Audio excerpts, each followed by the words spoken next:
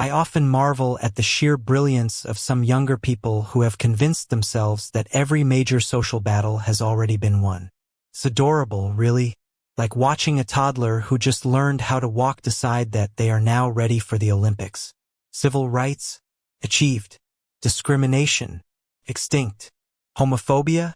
A relic of history. They strut around confidently, convinced that since they personally have never been thrown into a conversion camp, the entire LGBTQ community must be living in some utopian paradise. It's a fascinating phenomenon. Somehow, a generation that prides itself on being hyper-aware of social justice has also managed to develop the most spectacular case of historical amnesia. They scoff at older activists, rolling their eyes at tales of protests, arrests, and relentless struggle, as if those were just quaint stories from an irrelevant past. We're not like those older gays, they say, as if that were a flex, as if the mere passage of time has automatically granted them superior wisdom and more refined politics, despite the fact that they wouldn't even have rights to be so smug about without the efforts of the very people they dismiss. But no, please, tell me more about how you're so much more enlightened than the people who were literally fighting for their survival. Tell me how the world is totally fine now because corporations slap a rainbow on their logos every June and throw a couple of drag queens in a commercial. Nothing says progress like rainbow capitalism. Except, of course, when those same corporations conveniently forget about LGBTQ rights the moment it stops being profitable. But let's not talk about that. That would be too complicated. And then there's this inexplicable obsession with distancing themselves from previous generations, as if activism is some kind of embarrassing family heirloom they'd rather leave in the attic. The irony is exquisite. They love using terms like chosen family, but seem determined to exile their elders at the first opportunity, because heaven forbid they be associated with people who had to fight for things they now take for granted. Imagine the horror of being connected to people who, actually made change happen. I've lost count of how many times I've heard younger people say, well, I just don't think it's as bad as it used to be. Yes, because being less oppressed is the same as being free. That logic is flawless. By that measure, I suppose we should all just stop fighting for anything because, hey, at least we're not being publicly executed anymore, right? What an inspiring standard to set. But let's be fair. Some of them do acknowledge that discrimination still exists, just in a cute, theoretical way like a history lesson or an old movie. They recognize its presence but don't quite grasp the urgency. Oh no, that's terrible, they say, in the same tone one might use upon hearing that an endangered species is down to its last dozen members. It's sad. Sure, but surely someone else is handling it, right? Then there are those who do want to make a difference, but only in the safest, most aesthetically pleasing way possible. Their activism is meticulously curated for Instagram, complete with pastel infographics and carefully worded captions that express solidarity, without ever making anyone too uncomfortable. Their version of resistance is designed to be palatable, conveniently forgetting that real change has never been polite. You think Stonewall was fought with nicely formatted canvas slides? And don't even get me started on the ones who voted for politicians who actively roll back LGBTQ rights. That is my favorite flavor of betrayal. I just thought they had good economic policies, they say, as if human rights were some kind of optional add-on like guac on a burrito. But sure, let's focus on tax breaks while our rights evaporate. Brilliant strategy. I'm sure that will work out just fine. The truth is, the fight is not over. And if you think it is, it's because you have the privilege of not seeing what's still happening. Every time a government quietly chips away at protections, every time a bigot gets emboldened because they see politicians normalize their hatred, every time a new generation shrugs and says, "It's not my problem," we inch closer to losing everything that was fought for. So by all means, keep pretending everything is fine. Keep thinking that because your life is comfortable, everyone else's must be too.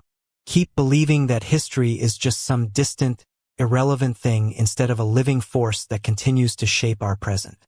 But don't be surprised when reality hits, because it will. And when it does, the ones you so eagerly dismissed, the older generations who actually understand what's at stake, won't be there to clean up the mess for you. You're on your own. Enjoy the utopia you imagined. One of the most impressive mental gymnastics I've seen from newer generations is the absolute belief that laws automatically change society. As if the moment a law is passed, discrimination just vanishes into thin air, never to be seen again. Like a magic trick, the logic seems to be, if something is illegal, it can't possibly be happening anymore. Genius.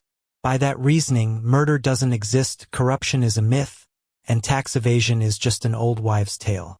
There's also this hilarious tendency to confuse visibility with safety. They see LGBTQ characters on TV, see queer influencers with millions of followers, and think that means the fight is over. I suppose by that measure, racism must have ended the moment Beyoncé won a Grammy. And misogyny? Surely that was eradicated the day a woman got a CEO position. Because that's how oppression works. It just disappears once a few people get media representation. Never mind that the overwhelming majority still face discrimination, violence, and systemic inequality. That's just a minor detail. And then there's the tragic case of internalized homophobia, which still thrives, despite their best efforts to pretend otherwise. It's almost poetic how many of them think they're too progressive to suffer from it. They would never have any self-hatred. Oh no, that's something older generations dealt with. The enlightened ones, are immune. And yet, they still whisper about how too much queerness might be off-putting. They still roll their eyes at people who are too flamboyant or too political. They still praise straight-passing people as if that were some kind of achievement. But sure, let's pretend that's just personal preference and not decades of societal conditioning. It's also hilarious how they treat the idea of activism as optional. A hobby, really, like knitting or yoga, just something you do if you feel like it. They think of activism as an aesthetic rather than a necessity. And if they do engage, they want it to be fun, comfortable, and above all, convenient. They want all the benefits of progress without ever having to do the work of maintaining it. Imagine inheriting a house and being outraged when you realize you still have to clean and maintain it. That's essentially their approach to rights. And let's talk about their utter lack of urgency. The amount of times I've heard, well, things take time, as if that's supposed to be a valid excuse for inaction. What a delightful way to tell people suffering injustice to just wait. Sure, let's just be patient while rights are stripped away. Let's just calmly accept that discrimination will eventually fade, maybe in 100 years or so. What a privilege it must be to believe that time alone fixes things, without any effort whatsoever. Another delightful habit is their absolute confidence that they would have been on the right side of history.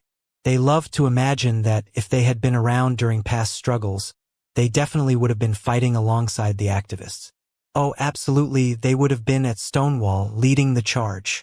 They would have been marching in the streets, risking everything. But somehow, when it comes to current fights, they're nowhere to be found. Funny how that works. And of course, the performative outrage.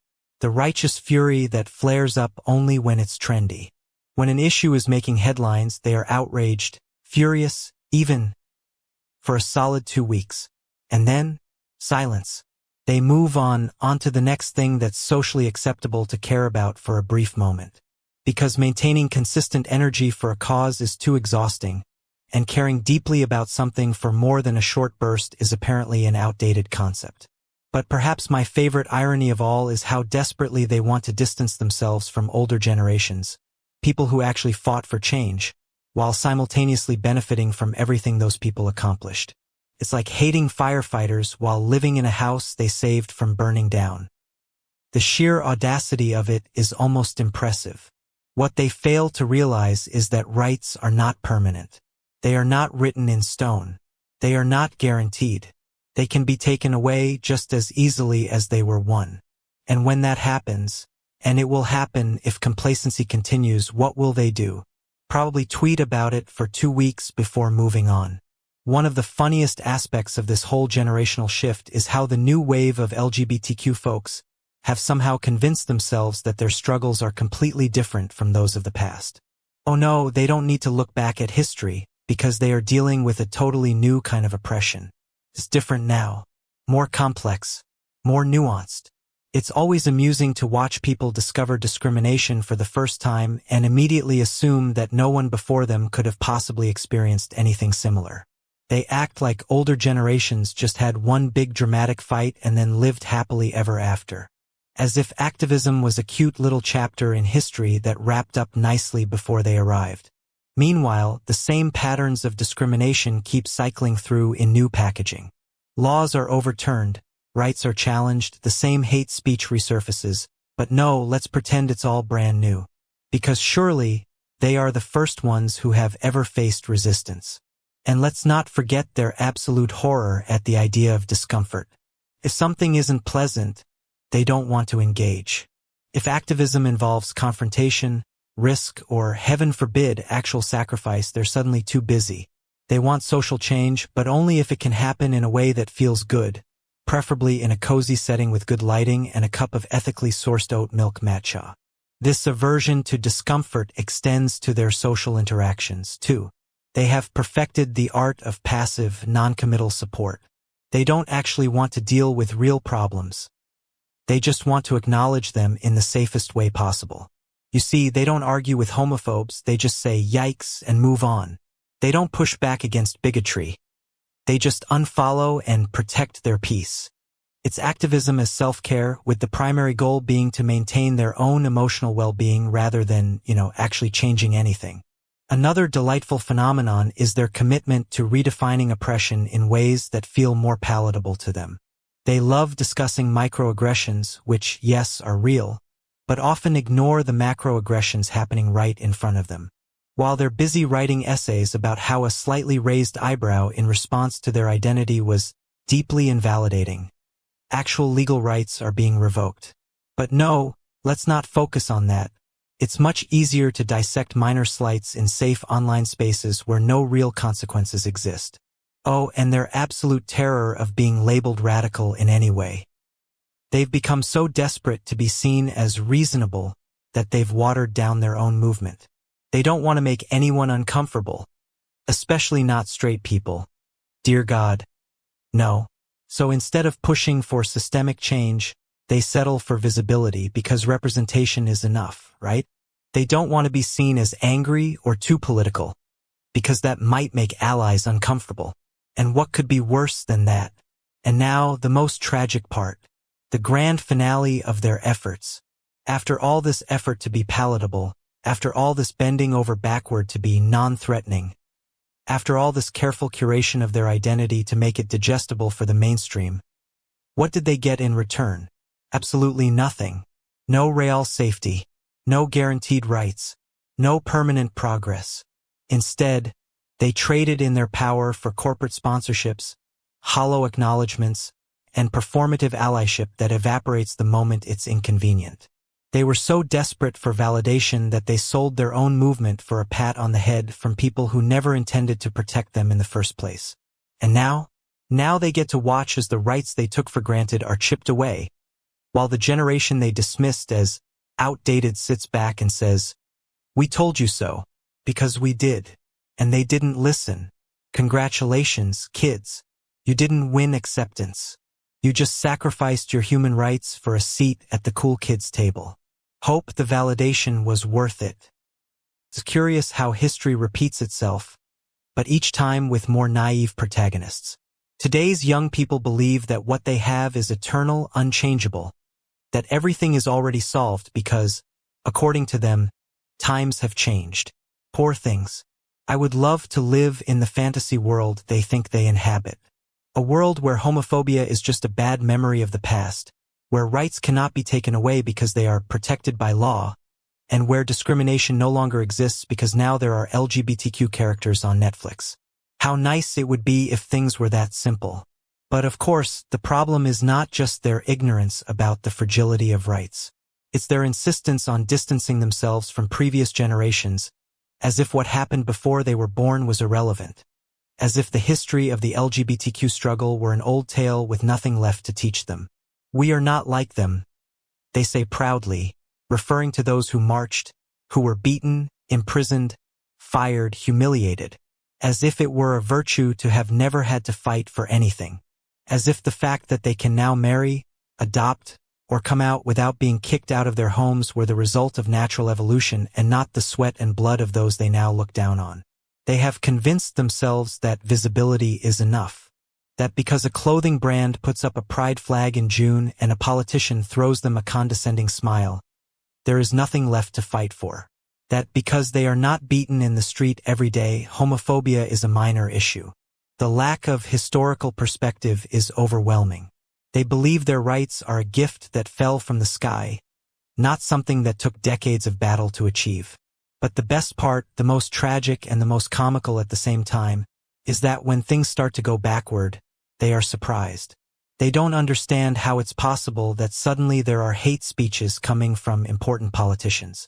They can't believe that in some countries, same-sex marriage is being banned again. They can't wrap their heads around the fact that companies that used to wave the pride flag are now firing LGBTQ employees because the market has changed.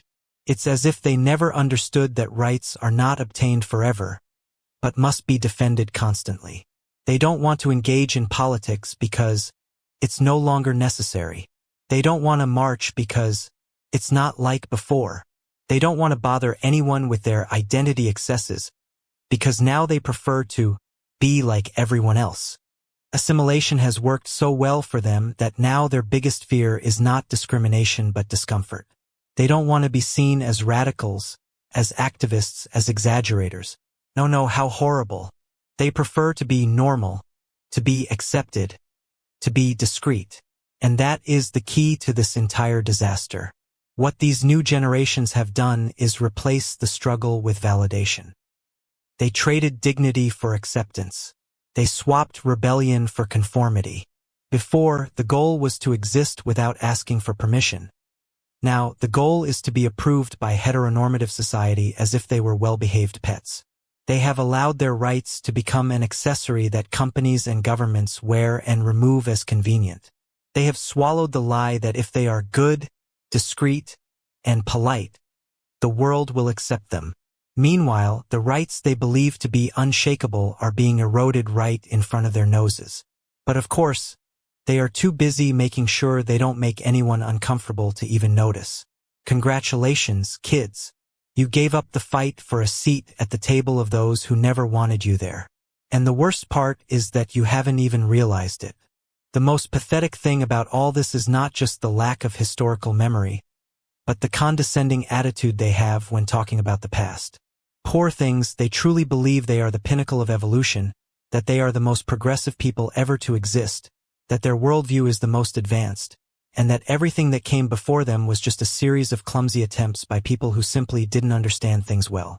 Of course, because in their infinite wisdom, they have already solved the problem of hatred with hashtags and carefully curating who they follow on social media. They laugh at previous generations, mock their anger, their aggressive activism, their militant stance that didn't ask for permission. They say the old ones were too violent, that they exaggerated, that there's no need for so much scandal. And they say this from a position of privilege they didn't even earn. They feel entitled to criticize because they have never had to fight. They believe they have the right to judge those who came before them because they have never felt the true terror of having no rights. They have never had to live with the certainty that the state, the police, the media, and society as a whole were against them. Their worst nightmare is getting called out on social media, being accused of not being inclusive enough, or being criticized for using an incorrect term. But going out into the street and getting beaten just for existing, getting fired for being who they are, having their family spit in their face and shut the door on them, that, for them, is a thing of the past, something they have only heard about in documentaries and movies. Because, of course, if it hasn't happened to them, then it no longer exists. What really bothers them about previous generations is that they were brave. There was no room for fear because fear was useless. When you have no rights, when the whole world tells you that you shouldn't exist, the only option is to fight. There was no time to argue about who uses what label or who is problematic for having said an outdated word. It was about surviving, about making their presence known, about making noise so the world couldn't ignore them. But they don't like confrontation. They don't want to make anyone uncomfortable. They prefer to believe that the way to earn respect is to be kind, reasonable, moderate, as if oppression could be resolved with good manners and civilized dialogues, as if human rights were granted out of courtesy and not because someone demanded them loudly. The worst part is that they don't even realize how quickly everything is falling apart. They stay calm because it's not happening in their country, because their environment is safe, because they haven't felt discrimination. How many times has this story repeated itself? How many generations have believed that progress was irreversible, only to see everything collapse in a matter of years? History is there in black and white, in books, in the testimonies of those who lived through dictatorships, revolts, crises. But they don't have time for history because they are too busy debating much more urgent matters, like the best way to create educational content without hurting anyone's feelings. Meanwhile, the same sectors that have always hated dissidents are reorganizing, regaining power, infiltrating politics, pushing laws that limit rights, promoting discourses that would have been unthinkable 10 years ago. And they, in their cardboard cutout progressivism, don't even notice. They are still worried about the most correct language, still convinced that, with enough education, even homophobes will change their minds out of sheer moral conviction. They don't realize they are losing. Or worse, they will realize too late when there's no turning back. And when that happens, they won't be able to do anything because they will have handed over all their weapons in exchange for fake smiles and empty applause. They spent years wanting the world to validate them, and in the end, all they achieved was to completely disarm themselves. Another great irony of this generation is its obsession with individual identity over any sense of collective consciousness. They have convinced themselves that the struggle is exclusively about self-expression, about being seen and celebrated as unique and special individuals, rather than understanding that without community, without a united front, there is no real change. Activism has turned into a kind of group therapy where everyone wants to share their personal story of self-discovery and receive a round of applause for having found the perfect label to define themselves. As if the big issue were that society hasn't given them enough names to describe who they are, rather than the fact that society is still stripping them of their rights while they argue among themselves about the most up-to-date way to talk about gender and orientation. The level of fragmentation they have reached is astounding. Everyone wants their own subcategory, their own specific space, their own little corner where they feel safe and validated, but no one seems willing to get their hands dirty fighting for basic rights that affect everyone. They have turned the struggle into a parade of identities, where the priority is making sure that everyone has the exact label that makes them feel comfortable, instead of asking how we can organize to prevent reactionary forces from erasing us from the map once again. And of course, when everything is about individual validation, it's no surprise that activism has been absorbed by consumer culture. They have allowed the struggle to become just another commodity, something to be bought and sold. Want to show that you support the cause? No need to do anything real. Just buy the t-shirt with the right slogan, consume the right content, follow the conscious influencers, share the post with the inspiring quote. Activism has become an accessory that can be flaunted on social media, a seasonal product that goes on sale in June and November with special discounts. But the fault doesn't lie solely with brands and media that have cleverly capitalized on this generation's naivety. No, they are also to blame for accepting this exchange. They have allowed the great struggles of the past to be reduced to advertising campaigns and motivational speeches without real substance. They have accepted that resistance be turned into a lifestyle that can be adopted without any effort or commitment. They have settled for being part of the conversation without realizing that the conversation is pure facade and leads nowhere. Meanwhile, those who truly hate the community have not wasted time. They are not busy debating terminology or worrying about whether their discourse is inclusive. No, they are organizing, taking positions of power, passing laws, manipulating the masses, reclaiming the ground they lost when previous generations stood up to them. But of course, the new ones aren't worried about that because they still believe that progress is a straight line that only moves forward and never backward. The worst part is that when reality finally hits them, when they realize that everything they took for granted can be lost in a matter of years, they will react with surprise, with indignation. They will scream on social media, issue statements, call for solidarity, and immediate action. But by then, the damage will already be done. And the worst part is that when they seek help from those they previously dismissed as outdated or too radical, it's likely that no one will be willing to save them from their own negligence. There's no other way to put it. They have traded the struggle for validation, resistance for complacency, and community for egocentrism. They have sold their rights for likes, empty campaigns, and a false sense of security that does not exist outside their bubble. They think they are untouchable, but history is already catching up with them, and they don't even see it coming. When the backlash hits them full force, they will realize that their lukewarmness served them nothing. And the worst part is that by then, it will already be too late. Another thing that never ceases to amaze me is how this generation has confused access to information with wisdom. They think that because they have Google at their fingertips, they understand the world. That because they've read a Twitter thread or watched a 30-second video, they already have enough knowledge to weigh in on any topic, no matter the depth, context, or history behind it. Before, activism required study, dedication, commitment. You had to read, learn from those who had been in the struggle before, understand how power structures, politics, and society function. Today, no. Today, anyone can declare themselves an expert because they watched a Netflix documentary or skimmed a couple of Wikipedia articles. And of course, if you tell them that their analysis is superficial, they accuse you of elitism, of trying to exclude them, of not letting new voices speak. As if the problem were that they are new and not that they simply don't know what they are talking about.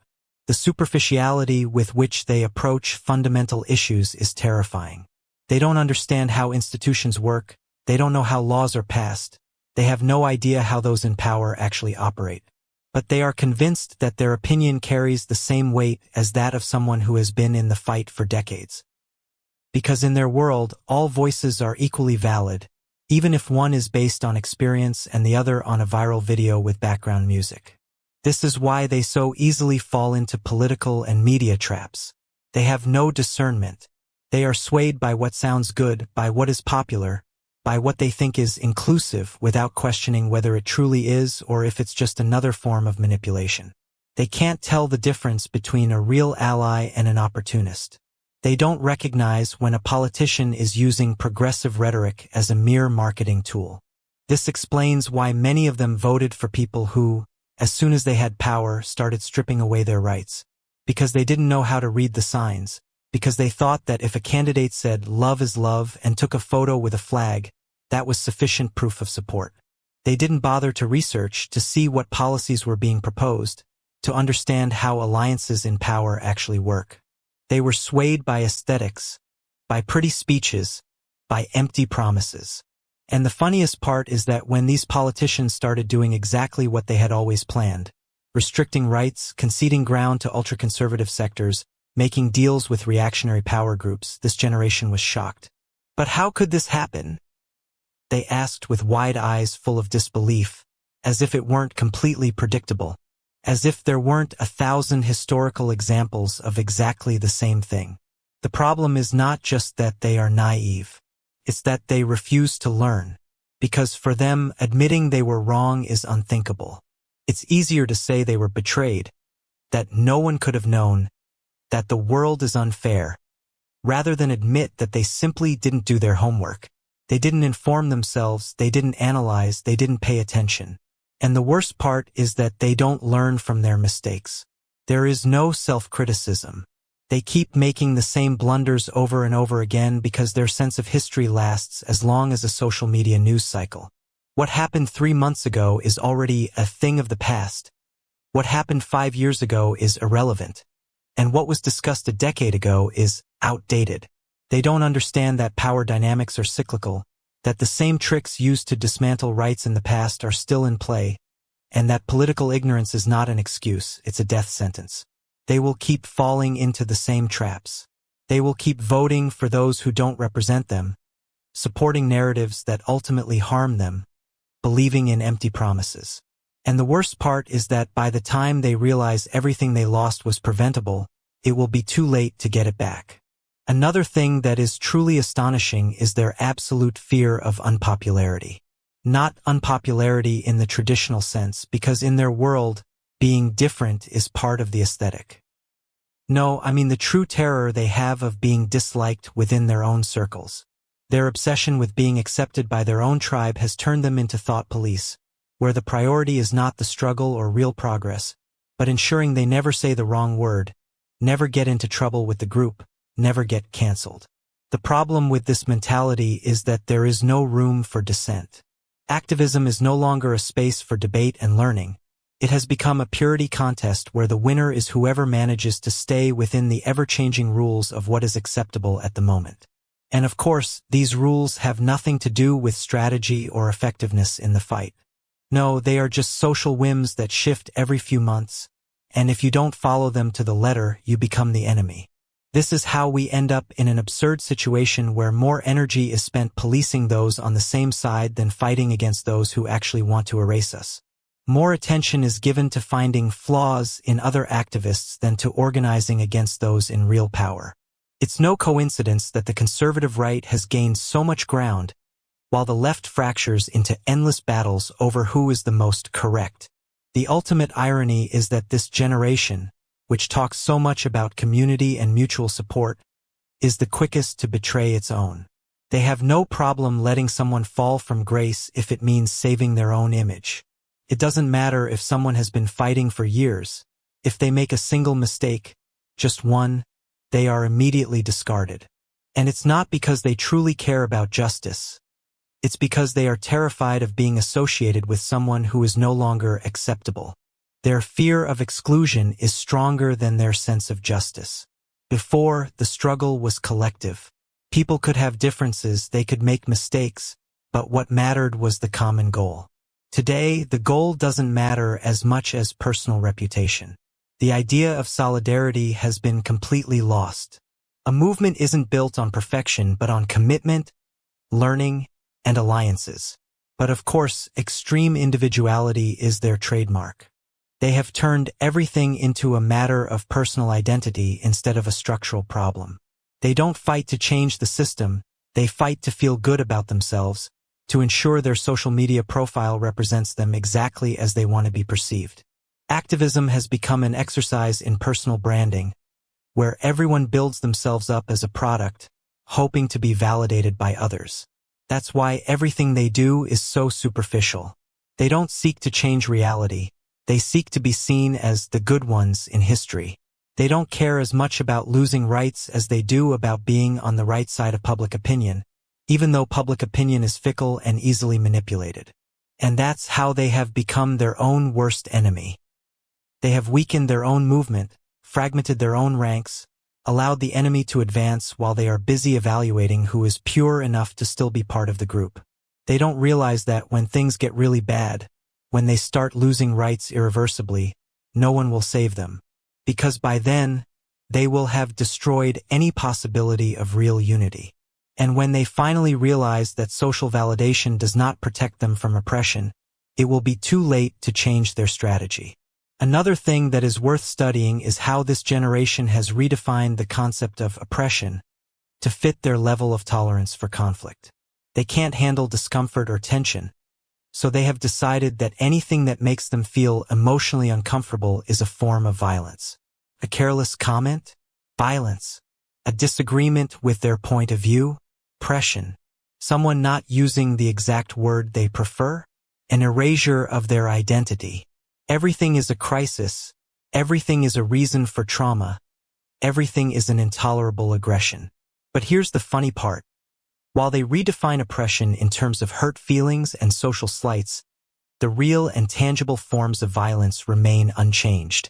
There are still governments that criminalize LGBTQ existence, still hate crimes, still people losing their jobs, their safety, and their lives just for being who they are. But in their value system, someone not validating their identity exactly how they want is just as serious as being persecuted by the state. They have created a world where what matters is not whether you have real rights, but whether you feel good at all times. And in doing so, they have weakened an entire generation's capacity for resistance.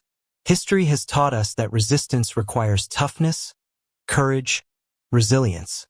But they have replaced all that with hypersensitivity, a desperate need for approval, and the illusion that they can create a world where no one ever challenges them. The result is that when things truly get bad, and believe me, they will get bad, they won't know what to do. They won't be prepared. They won't know how to react when discrimination is not just a lack of validation but a real threat to their lives.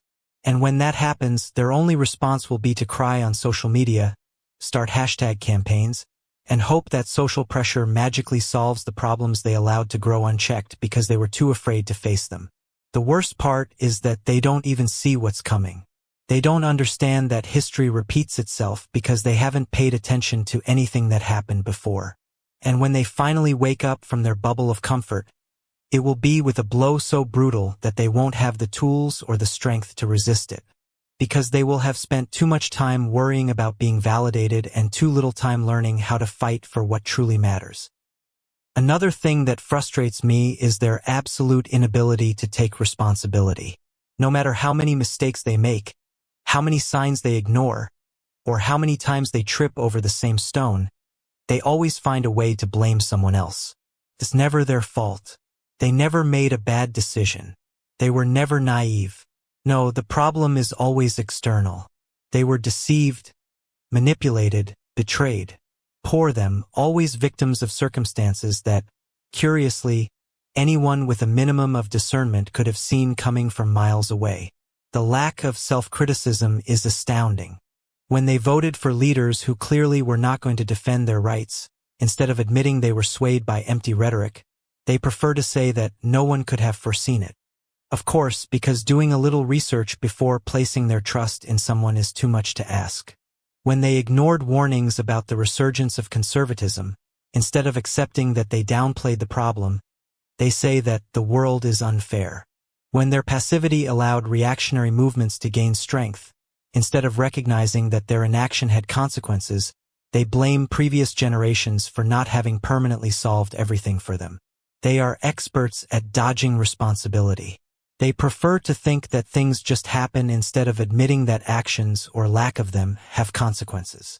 They believe progress is automatic, that it requires no maintenance, that once something is achieved, it sustains itself without effort. And when reality proves them wrong, instead of acknowledging they were negligent, they do what they do best: lament on social media and look for someone to blame. And here's the worst part. This "it's not my fault" mentality has made them the perfect allies for regression. Their passivity, their indifference, their obsession with avoiding any real conflict have paved the way for reactionary forces to regain ground. Because while they are trapped in endless debates over terminology and personal validation, the other side is organized, has a strategy, understands the value of power, and knows how to use it. It's almost comical to see how, when they finally notice things are going wrong, their first reaction is not to do something about it but to freeze in shock. How is this happening? They ask with wide eyes, as if the world hadn't been screaming warnings at them for years, as if there hadn't been clear signs that this was the direction we were heading, as if they weren't the ones who chose to ignore them because it was easier to believe the danger had disappeared. They will keep repeating this cycle. They will keep making the same mistakes. They will keep refusing to accept that they have a responsibility in what happens. And when they realize the damage is already done, that there's no turning back, they will look for someone to blame. The saddest part is that by then, there probably won't be anyone left willing to listen.